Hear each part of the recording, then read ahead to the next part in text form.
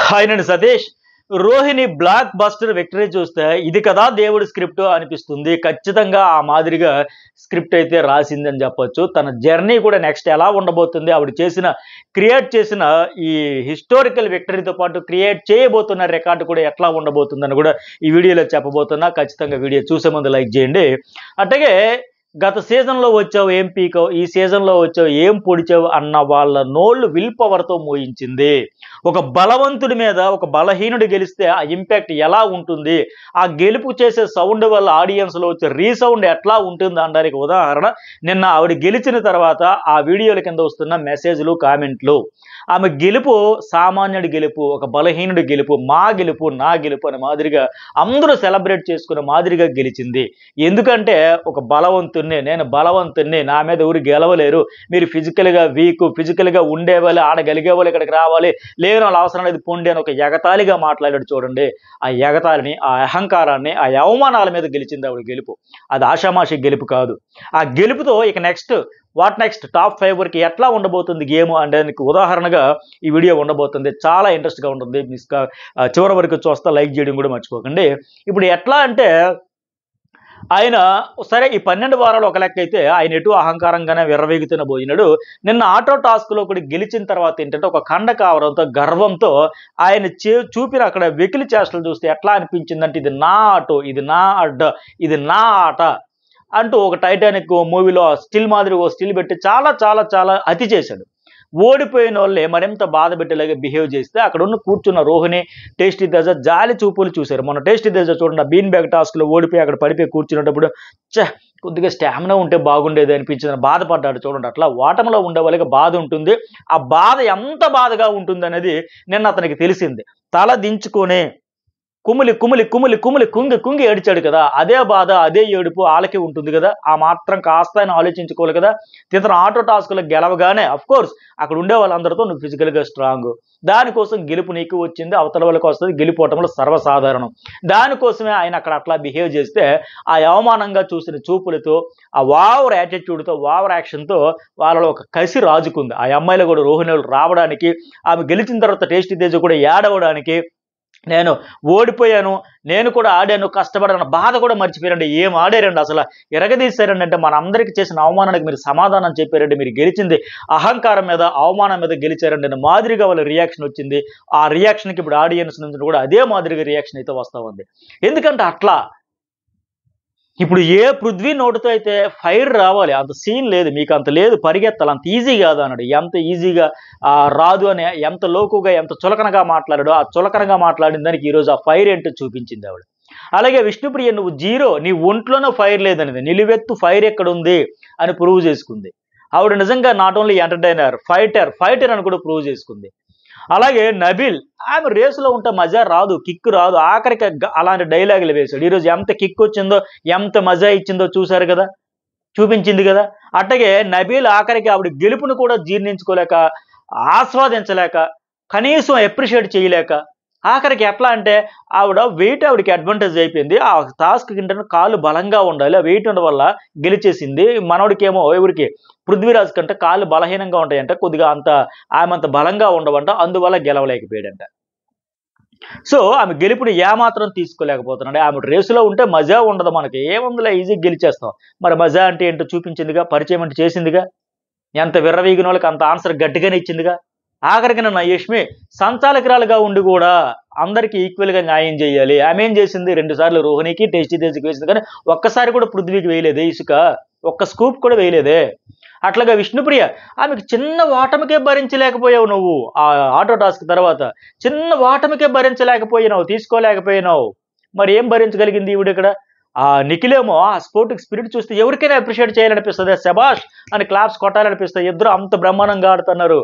పృథ్వీ నుంచి ఎక్స్పెక్ట్ చేసిందే, బట్ ఈమె నుంచి ఎక్స్పెక్ట్ చేయని రీతిలో అంత పర్ఫామ్ చేస్తే ఇక చావో రేవు అనే మాదిరిగా అంత పౌరుషంతో ఆడుతూ ఉంటాయని ఎవరైనా అప్రిషియేట్ చేస్తే ఆ మాటనే ఏడు చేసి గోల పెట్టేసావే, మనం ఆ మాత్రమే తీసుకోలేకపోయావే, మరి ఆమెకేమో డైలాగులు అంత చెప్పినావు. సో నబీల్ చాలా ఫోర్స్గా ఇలా కొట్టినాడుగా, కుండ షేక్ అయింది కూడా, ఆ కుండ పడిపోవాలని. అవినాష్ ఇలా వేస్తే ఆ జారినట్టుగా వేస్తేనే దానికి అయ్యే ఫోర్స్గా వేశాడు, ఆయనేం ఫోర్స్గా వేయలే. ఆయన స్పీడ్గా వచ్చి వేసేయాలని వేస్తే ఇది ఇలా వాంటెడ్లీ చేశాడే, వీళ్ళందరూ తిరిగి మళ్ళీ ఆయన బ్లేమ్ చేసి ఇట్లా చేస్తే అవినాష్ని కూడా ఫోర్స్గా వేశారని వీటన్నిటికీ కలిపి సమాధానం చెప్పింది ఆవిడ. అలాగే అంతకుముందు ఏంటి వాటర్ టాస్క్లో కూడా టేస్టీ తేజ అడిగినాడు కదా విష్ణుప్రియరే, నువ్వు నాకంటే తక్కువలో ఉన్నావు కదా, నా వాటర్ ఎందుకు తోసేసావు, నీకు ఏమైనా ఉపయోగం ఉందా, నీకు లేనప్పుడు నువ్వు ఎందుకు నన్ను చెడగొట్టేసావు, నా ఆట ఎందుకు చేసేసావు అంటే నిజంగా ఎంత దారుణం అంటే ఆమె గెలవడానికి పోనీ అక్కడ టేస్టీ తేజని ఓడించడం వల్ల ఆవిడకి ఏమైనా ఉపయోగం ఉందా, లేదు. పోనీ సర్లే అలాగే ఏదైనా ఉపయోగం ఉందనుకుంటే సర్లే అనుకోవచ్చు, అది కాదే, నువ్వు గెలవడానికి వాళ్ళ వాటర్ నెట్టేలా నీ బాయ్ ఫ్రెండ్ గెలుపు కోసం పక్క వాళ్ళని నువ్వు పడగొట్టడం చూస్తే నువ్వు ఎంత స్థాయికి పడిపోతావు అన్నది నువ్వు అర్థం చేసుకోవాలి. ఇంకా సో నువ్వు అక్కడ ఏమనుకున్నావు అంటే టేస్టీ తేజ గ్లాసులు పడగొట్టేసా, యష్మి గ్లాసులు వాళ్ళని పడగొట్టలే, నువ్వు పడిపోతావు ఆడియన్స్లో రోజు రోజుకి ఇలాంటి చేష్టల వల్ల. ఏమి లాభం నీకు అక్కడ వచ్చింది, వాళ్ళ ఆటలు ఆడుకుంటున్నారు. సో ఫస్ట్ నుంచి అదే మాదిరిగా ఆడేరా లేదు కదా. సో ఇంతమంది వాళ్ళని ఓడిద్దామని ప్రయత్నం చేస్తే ఒక్క దెబ్బతో శత్రువుడు అందరూ మట్టి కరిచేసేలాగా విష్ణుప్రియ, నబిల్, నిఖిల్, పృథ్వీ వీళ్ళందరూ కూడా యష్మి అందరికీ మాటల్లో కొద్ది చేతల్లో చూపింది, సమాధానం చెప్పింది. ఒక్క ఘన విజయంతో చాలా ఓటముల తర్వాత వచ్చే గెలుపుకి విలువ ఎక్కువ, చాలా చాలా చాలా విలువ ఎక్కువ. ఆ విలువ ఎంత అనేది ఈరోజు వీళ్ళతో పాటు అక్కడ గెలుపుని వారవలేక ఆమెను ఓడించాలని ప్రయత్నం చేసిన వాళ్ళకు కూడా తెలుస్తుంది. అవమానం, మనం గెలిస్తే పక్కన అవమానిస్తే ఎలా ఉంటుందో వాళ్ళు అవమానించలే, ఆయన కుమిలిపోయి నేను గెలిచి ఆటో టాస్క్లో ఎలా బిహేవ్ చేశారు, ఇప్పుడు ఆమె గెలిచింది ఎట్లా బిహేవ్ చేసింది, ఆ రెండు చాలండి.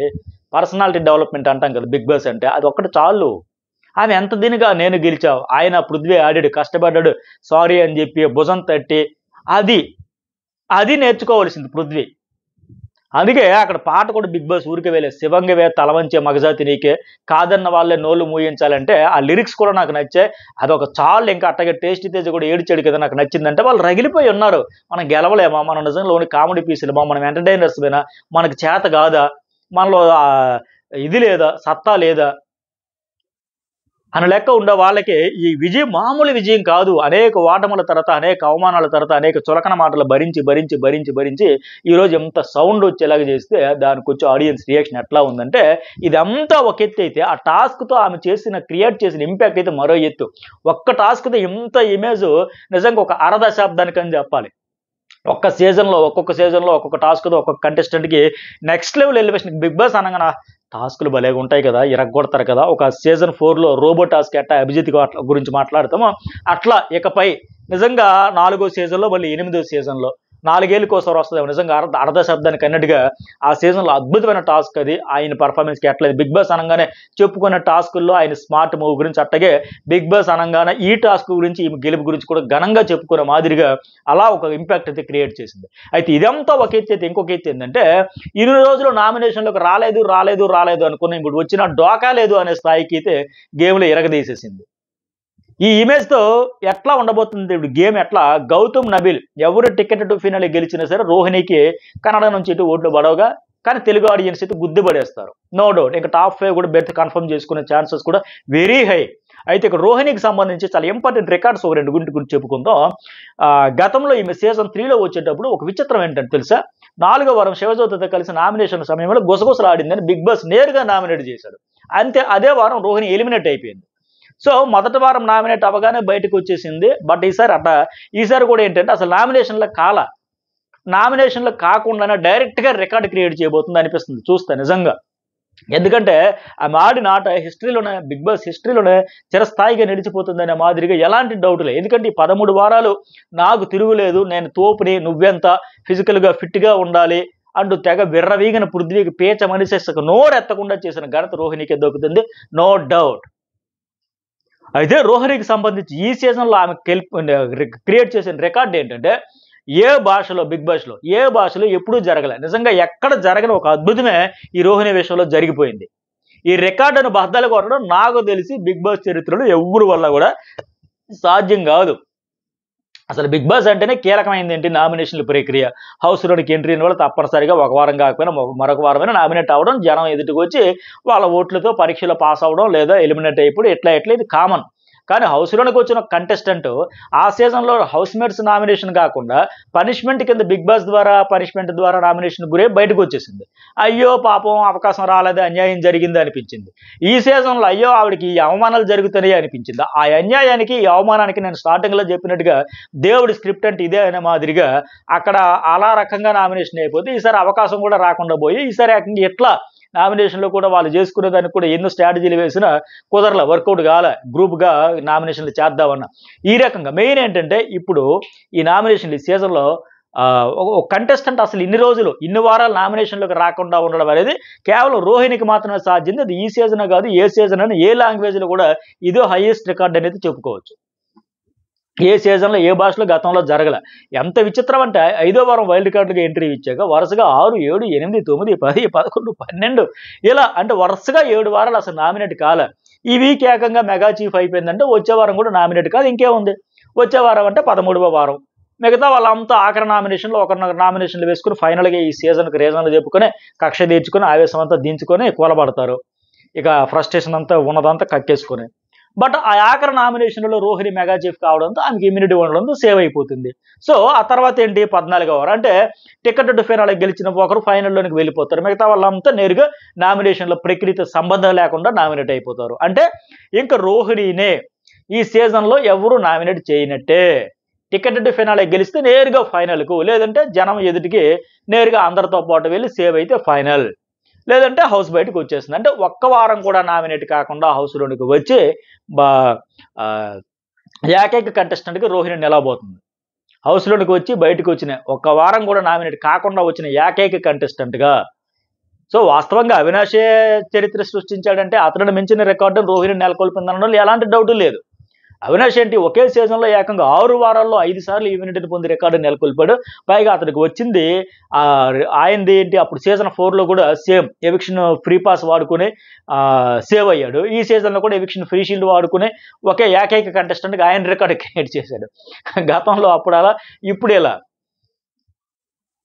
అయితే ఈ సీజన్లో కూడా ఎలిమినేట్ అవ్వాల్సిన వాడే, బట్ ఈ రకంగా. అయితే రోహిణి క్రియేట్ చేసిన రికార్డుతో పోలిస్తే అవినాష్ రికార్డు నిజంగా జుజ్బీ అనే చెప్పొచ్చు. అవినాష్ ఏంటి ప్రతిసారి నామినేట్ అవ్వడం, ఇమ్యూనిటీ షీల్డ్లు, మెగా చీఫ్ ఇమ్యూనిటీలు ఎట్లా వాడుకొని సేవాడు. బట్ రోహిణి అసలు 8 వారాల్లో ఒక్కసారి కూడా నామినేటే కాలేదు. అదృష్టం బాగుండి ఆమె టికెట్ టు ఫైనల్ గెలవడం, లేదంటే గౌతమ్ కృష్ణ గెలిచాడు అనుకోండి అంతే. 14వ వారం కూడా అతని ఓట్లు రోహిణికి షేర్ అయిపోయి నో డౌట్. ఇప్పుడు ఎందుకంటే ఆ బయట నుంచి వస్తున్న వైబ్రేషన్స్ అట్లా ఉన్నాయి, ఆవిడకి భలే ఇంపాక్ట్ క్రియేట్ చేసింది. అబ్బా ఇరగొట్టేసింది, ఆడింది, చించి ఆరేసింది అనే మాదిరిగా ఇంపాక్ట్ వచ్చింది కదా. సో ఖచ్చితంగా ఆవిడకి మళ్ళీ గౌతమ్ కృష్ణ కానీ టికెట్ ఫైనల్ గెలిచేసాడంటే ఆయన ఓట్లు ఈవిడ ఓట్లు అనే మాదిరిగా అంతా కలిపి గొంప గుత్తగా గుద్దుపడేసి డైరెక్ట్గా టాప్ 5కి వెళ్ళిపోయే ఛాన్సెస్ వెరీ హై. వెళ్ళిపోయే ఛాన్సెస్ కూడా ఎక్కువగా ఉన్నాయి. మరి మీకేమనిపించిందో మెసేజ్ అయితే పెట్టండి. Thank you. అట్లాగే ఎలిమినేషన్ ఎవరనేది మాకు మరి కాసేపట్లో నాకు క్లారిటీ వస్తుంది. రాగానే న్యూస్ బాల్ అప్లోడ్ చేస్తే చాలా ఇంట్రెస్ట్గా ఉంటుంది. మిస్ కాకుండా చూడండి. Thank you.